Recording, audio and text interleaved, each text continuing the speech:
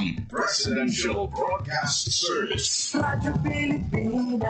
Radyo Publiko ng Bagong Pilipinas para sa Bagong Pilipino. Naghahatid ng mahahalagang balita at impormasyon na uugnay ng pamahalaan sa sambayanan. Tulay sa himpapawid ng serbisyo publiko. Radyo Pilipinas. Radyo Publiko. Ang boses ng Pangulo sa Iloilo. Radyo Pilipinas. 585 AM. Oras mga alas 4 sa isa hapon. Gikan sa hulog balitaan sa PBS, Radyo Pilipinas, Iloilo. Gintipon sa bukos na pwersa sa News and Public Affairs Division. Mga pagsaysay sa mga hitabo o aksyon, mga pananawan, kang desisyon, mga hibubunod sa apikuhan na sektor, mga dalagpong ng balita, diri sa Iloilo, at mga bahin sa Kabisayan nagkatungdan. Mga balita na natipon sa sulod sa naligan ng 24 oras. Inyo mapatian sa Headliners Watch. Kagkaroon, yari ang inyong PBS UC.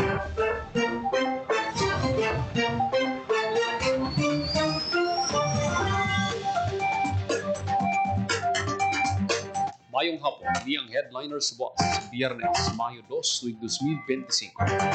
Kinang inyong tagbalita, Joseph Paul Nobleza Tarosa. Kagkaroon sa mga Pangulong dinalaan. Headline. 15 milyones pesos nga balor sang illegal nga droga na kumpiska sa Iloilo City Police Office sa bulan sang Abril. Headline. Sobra 500 nga job seekers sa 123rd Labor Day Job Fair sa Iloilo hard on the spot sa mga kumpanya nga ilagin applyan. Headline. Ikaduhang adlaw sa Labor Day Job Fair sa Bacolod City gindugukan sa job seekers. Headline. Mga aplikante nagdagsa sa 2025 Labor Day Job Fair sa Capiz, kapin 4,500 katrabaho ginbuksan. Headline. 36 milyones nga dole integrated livelihood assistance ginbaton sa pila ka individual sa Western Visayas. Headline. Bago nga hepe sa DepEd Western Visayas magapungko na sa pwesto sugod Marso 5 o Mayo 5. Headline. Kagkaroon sa detalye na sa aton mga balita. Radyo Pilipinas. Radyo Pilipinas News. Abot sa 14.9 milyones pesos nga balor sang illegal nga droga na kumpiska sang Iloilo City Police Office ang tinalikdan nga Abril 2025. Sa isa ka bulan nga anti-drug operations na aresto sang kapulisan ang 96 ka drugista. Sa 68 nga operasyon sa 96 nga natakpan, 26 ang high-value individuals, 69 ang street-level individuals kag isa ka minor de edad. Sa bulto sang illegal nga droga nagapangunang City Drug Enforcement Unit nga nagakumpiska sa masobra 5 milyones pesos. Sunod kay Iloilo City Police Office Director Police Colonel Kim Legada, sa nakumpiska sang kapulisan mas tutukan pagit sang ICPO ang kampanya kontra illegal nga droga. Ginapangabangin naman ni Legada ang pumuluyo nga padayunon pagit ang pagsuporta sa kausa kontra illegal nga droga. Nagapating ICPO kung magbuyog ng tanan mas magabasko pang away kontra droga sa syudad sang Iloilo. Radyo Pilipinas. Radyo Pilipinas News. Sa masobra 500 nga job applicants sa 123rd Labor Day Job Fair sa Dolifield Office 6 sa Iloilo ang hard on the spot. Sa datos ng Dolifield Office 6, 1,117 actual attendees sa job fair, 47.18% o 527 sa ila ang hard on the spot. Samtang may 137 naman nga near hire sa mga aplikante nga kinahanglan na lang sa dugang mga requirements kung interview. Isa sa mga na-hire on the spot sang sa kalokal nga kumpanya si Rhea May Trinidad sa Barangay Maria Clara City proper. Tuman ang kalipay ni Trinidad sang gilayon niya nga ginambalan nga nabaton siya sa obra bilang bagger matapos ang interview. Dugang pa ni Trinidad nga masiguro na niya nga mahatag niya ng kinahanglanon sang iya duha ka magagmay nga kabataan. Si Trinidad ang ikaduha nga hire on the spot sa giniwat nga job fair. Radyo Pilipinas. Radyo Pilipinas News. Liwat nga gindugukan sa mga job seeker ang ikaduha nga adlaw sa Labor Day Job Fair sa Bacolod City Public Employment Service Office sa SM City, Bacolod. Ang job fair nagatanyag sa masobra 11,000 katrabaho.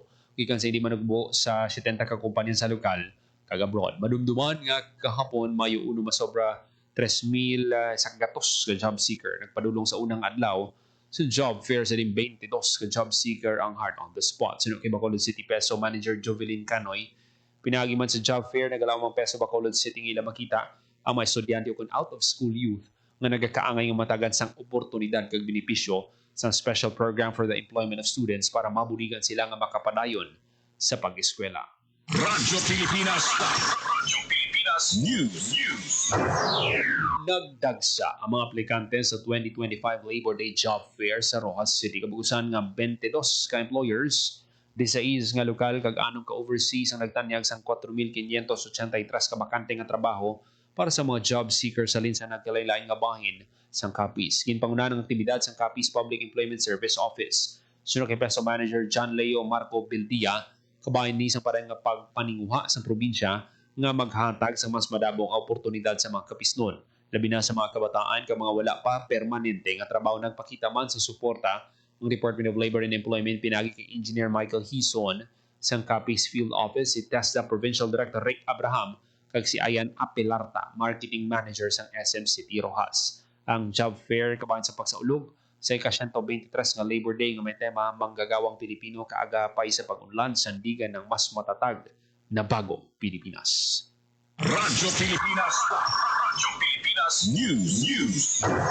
Baton sa masobra 36 milyones pesos ang pinaka-vulnerable individual sa Western Visayas bilang kabahin sang Dole Integrated Livelihood Program o kung DILP.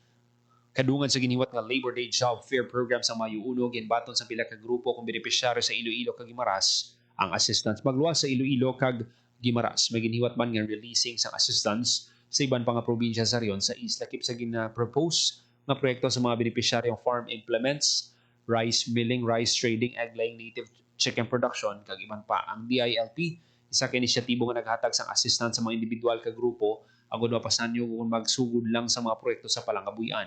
Nagatuyo ini nga mabuhinan ang pagkahuyang sa mga disadvantaged workers kag madugangan ang ila kita para sa pagnegosyo kag paghanas sa ila ikasarang. Radyo Pilipinas. Radyo Pilipinas News. Bago nga hepe sa DepEd Western Visayas magapugo na sa pwesto sugod Mayo 5. Detalye sa balita sa report ni Hope Torrechante. Radyo Pilipinas. Radyo Pilipinas. Report.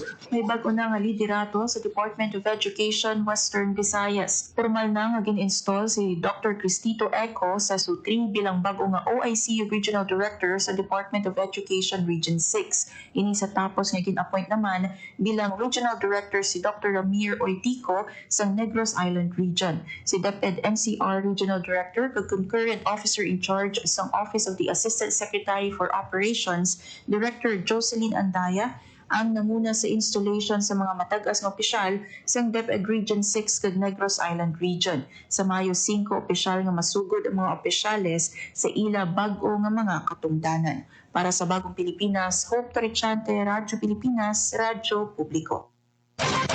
Samtang nagbaton sang padungog kag padya gikan sa Department of Agriculture Western Visayas sa mga regional winners sa 2024 Young Farmers Challenge Startup Open category. Pito ka awardee nga nagpangibabaw sa production, processing ug digital agriculture categories ang ginatagan sang 150,000 pesos nga premyo bilang dugang nga kapital sa pagpasanyog sang ila agri-negosyo.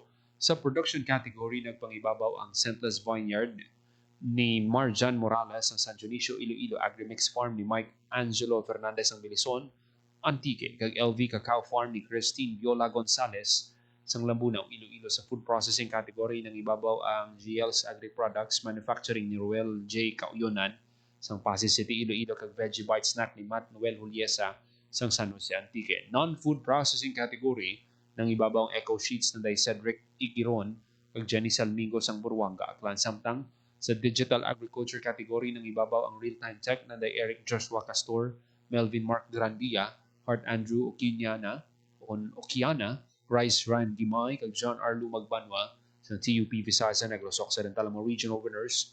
Una na nga nagbaton sang 80,000 pesos nga premyo sa provincial level kag magatiglawas sang riyon sa national level kag may chance nga makapauli sa dugang 300,000 pesos. Naibaluan nga katuyan sang YFC nga mainganyo mga pamatanon nga mag-explore sa mga oportunidad sa agri-negosyo kag agrikultura. Sa iba pa naton nga balita, mga ginapatigan nga long-term training program ang Department of Agriculture para sa mga farmers kag mushroom growers sa may Banwas ang Leon kag Tubungan. So kay Francis Capino, Mushroom Production Focal Person sa DI6. Importante ang pagtudlo kag paghana sa mahatagan sa proper guidance sa mga mangunguma sa pagpatubo sa mushrooms.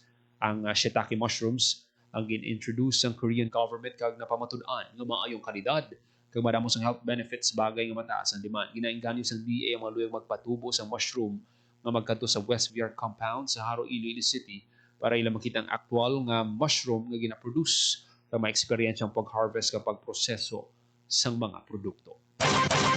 Samtang madamo sang dapat ikonsidera sa pagsugod sang mushroom production, ginpahayag ni Francis Capino, Science Research Specialist 2 sa usapang agrikultura, ang ipahamtang nga pasilidad ang may husto nga temperatura, humidity kag light density para mas mangin maayong kalidad sang mushroom. Dapat gid nga tagan sang tion mangin passionate kag may bastante nga hibalo sa pagproseso sa mga kinahanglan nga raw materials. Diri sa Western Visayas, madamo sang pwede magamit sa production kasubong sang sawdust, uhot kag kahoy, dugang pa ni Capino dako gid ang oportunidad nga madala sang mushroom production, magluwas sang health benefits, mataas ang demand sa merkado bilang sangkap sa nanari-sari nga pagkaon kag bisan pa sa paghimo sang bulong.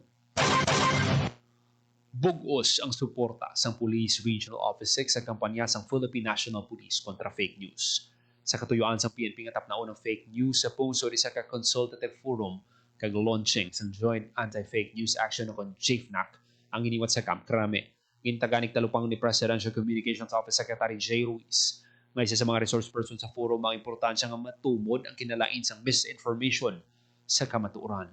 Sa pagtapna sa fake news, nagapati ang PNP nga dapat magbuligay ang tanan nga sektor sang komunidad. Virtually, nagupod ang kapulisan sang PRO6 ng Iloilo Police and Defense Press Corps sa aktibidad nga nagpahayag sa ilang commitment sa katuyuan sang PNP nga maduso ang transparency kag accountability sa mga impormasyon nga nagagwa sa publiko. Sa iba pa naton nga balita, 1,045 inmates magaboto sa naghilapit nga eleksyon suno sa BJMP Iloilo City. Detalye sang balita sa report ni Janelle Baclay. Radyo Pilipinas. Radyo Pilipinas. Report.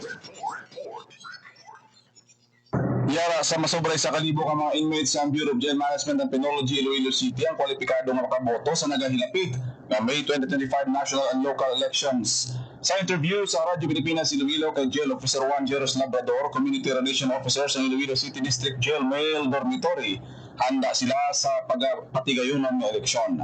Nakapakigsakol naman ang BJMP sa Commission on Election sa mga proseso kag sa pagpatuman sa voters briefing and orientation sa madason nga semana. Duga pa ni Labrador bukas ang BJMP compound sa mga kandidato nga gusto magpangampanya basta sundon lang ang mga patakaran sa bilangguan. Natapos naman ang training sa gintukod ng Special Electoral Board sa Commission on Election nga among magadumala sang eleksyon sa bilangguan. Para sa Bagong Pilipinas, Janelle Baclay, Radyo Pilipinas, Radyo Publiko.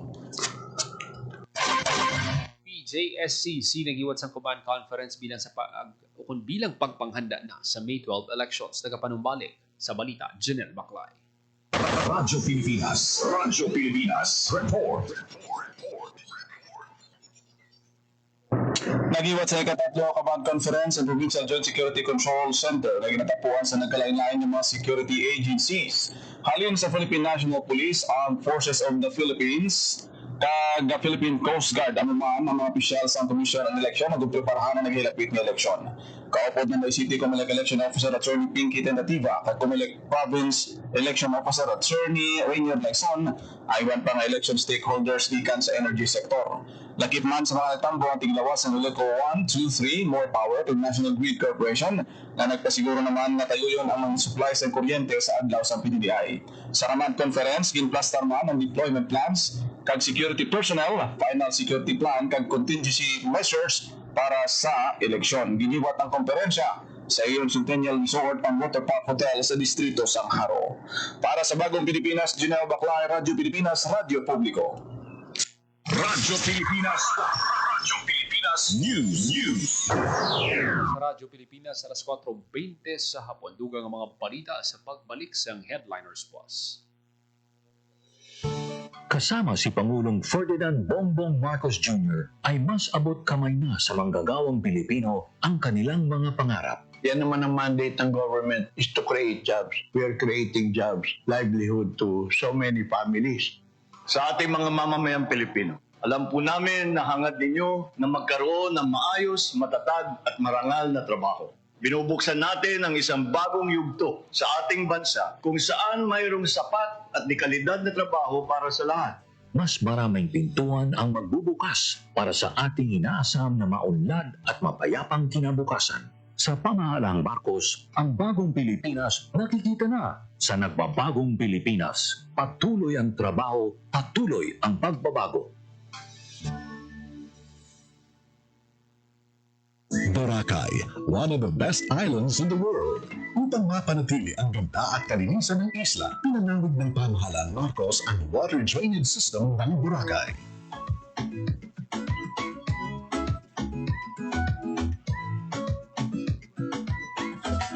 Suportado ng DOT TESA ang adhikain ng Pangulo. Kaya ito pong Boracay ay talagang binabantayan namin, pinoprotektahan namin, sinusuportahan po namin ang mga pangangailangan niya para ma-maintain niya yung standard as an iconic destination, hindi lang dito sa Pilipinas pero sa buong mundo. Sa nagbabagong Pilipinas, patuloy ang trabaho, patuloy ang pagbabago. Magiging maayos po yung mga magninegosyo dito dahil maganda na yung kanilang lugar, hindi tulad doon sa mga tabi ng karsada na nagkakaroon ng traffic, nagiging risk pa sila doon sa kanilang mga kalusugan dahil po yung mga emissions ng mga sasakyan. Isa sa inaabangang proyekto ngayon ng SM Prime Holdings Incorporated sa pakikipagtulungan ng Local Government Unit ng Pasay, ang 360-hectare reclamation project na tatawaging SM Smart City. Sa kasalukuyan, dinidevelop na ang lupa nito sa harap ng Mall of Asia Complex at inaasang matatapos ang proyekto sa 2028. Ipinapangako ng SM Prime katulong ng ating pamahalaan na hinihigitan pa nila ang tagumpay ng SM Mall of Asia Reclamation at sa pamamagitan nito ay mas mapagyaman pa ang ating business district. Maparami ang magagandang oportunidad, trabaho at pagkakakitaan ng bawat tao. Sa pamahalaang Marcos, ang bagong Pilipinas, mas posible, patuloy ang trabaho, patuloy ang pagbabago. Pilipinas, Radyo Pilipinas News. 23 minutos, magalikat sa takna ng alas 4 sa hapon. Balik sa atin ng mga balita. Radyo Pilipinas News. Culminating activity ang Environment and Natural Resources Office Antique kadungan sa pagtakop sang selebrasyon sang Cave Month sining Abril 2025. Yung padulungan sa opisinang Igbaklag Cave kag Panalsanan Cave sa Banwas ng San Remigio para sa aktibidad. May aras ang tree planting activity kag information caravan sa mga pumuloy na angot sa husto nga pagpangapin sa mga dunang manggadakip na sa mga kuweba nga sunod sa opisina may dako nga bulik sa pagpasanyog sa turismo sang Antique. Radyo Pilipinas News. Yan sa mga local athlete ang badminton coach gikan Japan sandig sa anunsyo sang Iloilo Provincial Government. Ini sa tapos nga maaprubahan ang request sang Iloilo Sports Development and Management Office sa Japan International Cooperation Agency. Sandig sa agreement, ang JICA mag-abaga sang tululugan sang coach sa sulod sang 2 ka tuig. Sunod kay Lara Javier, JICA representative, masugod na sila sa pagproseso sa mga kinahanglan agud mabuksan naman ang slot para sa mga Japanese coaches na luyang mag-apply sa Philippine Badminton Training Camp. Samtang pananglit nga ma-deploy, maghihiwat naman sa intensive training programs sa mga atleta kag local coaches ng Japanese coach. Katuyuan sini nga mapataas ang kalidad sa paghampang sa badminton sa probinsya ng Iloilo kag mahanas ang talento sa mga Ilonggo nga may kasarang nga magpainis-indis sa mas mataas nga level. Radyo Pilipinas News. Visitors sang tubungan sa first quarter sang tuig nagdoble. Detalye sang balita sa report ni Hope Torrechante. Radyo Pilipinas Report. Nagdoble ang numero sa mga day visitors sa Banwas ang Tubungan sa Iloilo sa unang nga quarter sang tuig 2025. Sandig sa datos ng Tubungan Municipal Tourism Office, naglabot sa 12,798 ang day visitors ang Banwa halin Enero tubtub Marso sininga tuig. Mas mataas pinaanggid sa 5,397 nga day visitors sa pareho nga period sa 2024.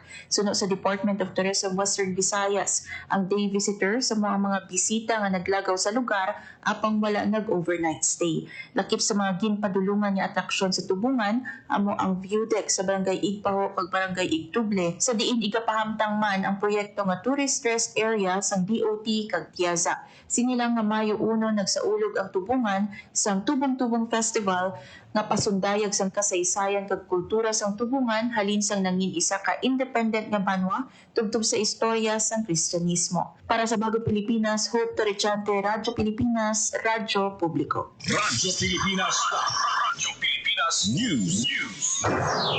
Estado sang Sibalo Municipal Police Station ang top 3 most wanted person sa Western Visayas sa Barangay Pisanan, Sibalom, Antique.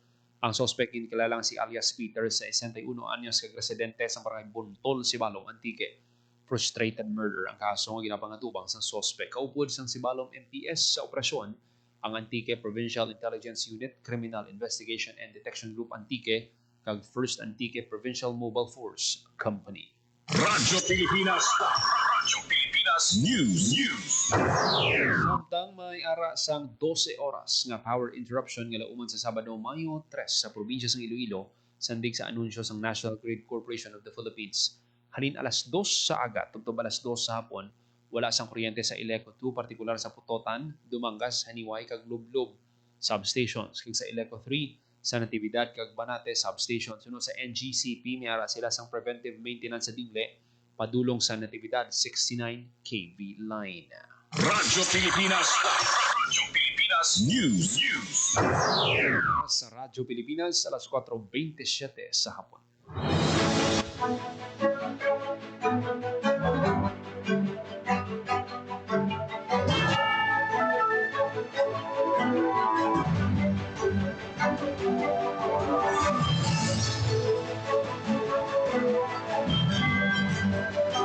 Manatipon nga balita sa PBS Radio Pilipinas Iloilo News Team. Biyernes, Mayo 2, 2025. Para sa Bagong Pilipinas, Joseph Paul Noblesa Tarosa, Radio Pilipinas, Radio Publiko. Radyo Pilipinas, Radio Publiko.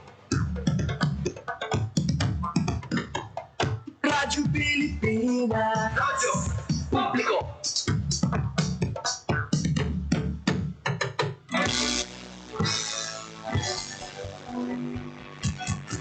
Mahalagang mga balita, napapanahong impormasyon.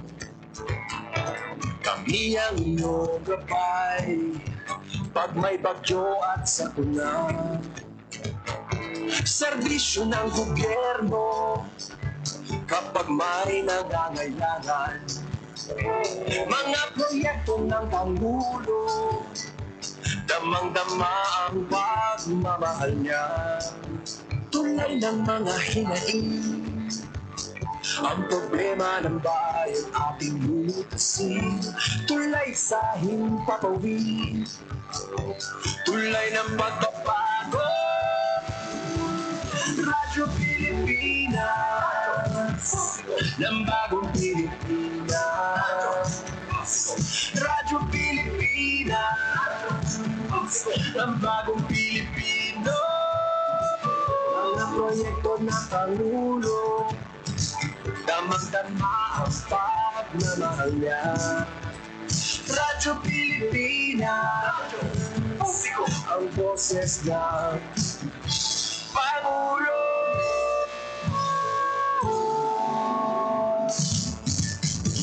Karamay niyo kami, kahit malayo man kami nakakarating. OFW magsasaka, buhay ay iba't iba, san mang lugar ng bansa natin. Tulay ng mga hinaing, ang problema ng bayan ating lutasin. Tulay sa himpapawid, tulay ng pagbabago. Radyo Pilipinas, ng bagong Pilipinas.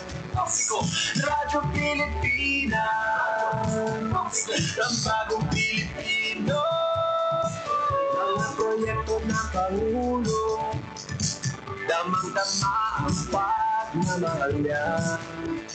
Radyo Pilipinas, radyo publiko, ang boses ng Pangulo.